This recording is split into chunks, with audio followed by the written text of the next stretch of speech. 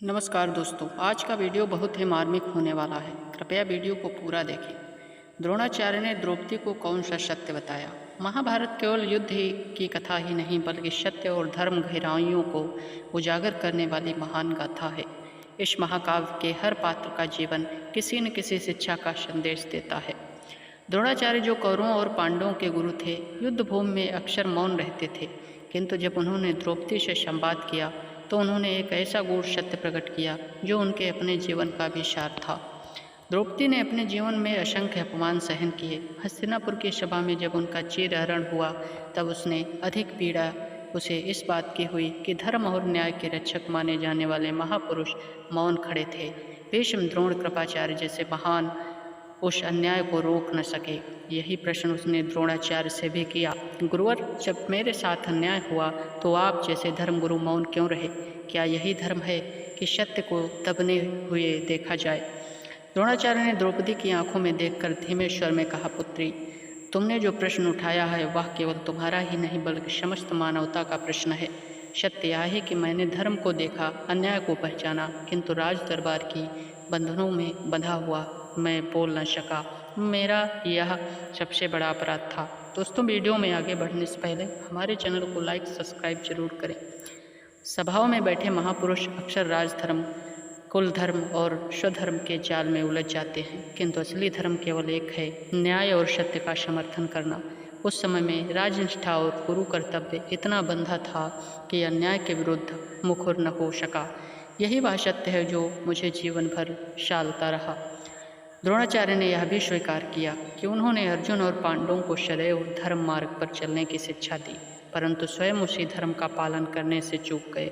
उन्होंने कहा, युद्ध भूमि में मैं अस्त्र शस्त्र सिखाने वाला गुरु था, किंतु जीवन में सबसे बड़े युद्ध धर्म और अधर्म के बीच के युद्ध में मैं हार गया। यह कट सत्य कि जिसने धर्म का पाठ पढ़ाया वही धर्म की रक्षा में मौन रहा। द्रोणाचार्य ने द्रौपदी से कहा, पुत्री, यदि कभी तुम्हारे सामने धर्म और अधर्म का संघर्ष आए तो राजनैतिक मर्यादाओं या भय के कारण मौन मत रहना। मौन रहना ही सबसे बड़ा पाप है। अन्याय को सहना या चुपचाप देखना स्वयं अन्याय करने के समान है। मैंने यह भूल की कि उसका दंड मुझे जीवन भर मिला।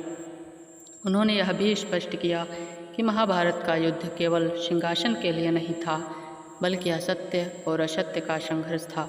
द्रौपदी के अपमान ने ही इस युद्ध की जन्म दिया, क्योंकि धर्म ने जब न्याय को ललकारा तब भगवान श्री कृष्ण ने स्वयं कहा, जहाँ धर्म है वहीं मैं हूँ। दोस्तों, द्रोणाचार्य का यह स्वीकारोक्ति द्रौपदी के लिए एक बड़ी शिक्षा थी। उन्होंने यह स्पष्ट कर दिया कि धर्म कभी राजधर्म, कुल धर्म या व्यक्तिगत लाभ से छोटा नहीं हो सकता।